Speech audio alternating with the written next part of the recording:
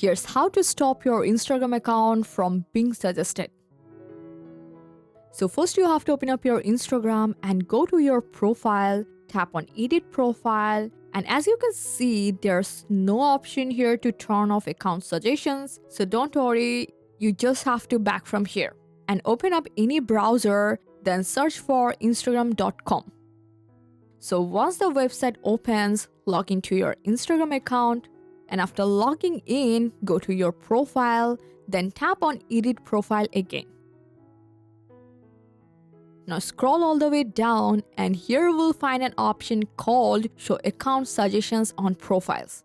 And from here, Instagram clearly mentions that if you turn this option off, your account will no longer be suggested on other profiles. So if that's what you want, just simply turn this option off and then tap Submit to save the changes.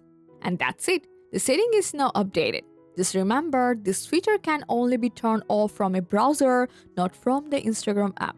I hope this guide helped you a lot. Make a like and subscribe for more Instagram tips and tricks. Thanks for watching.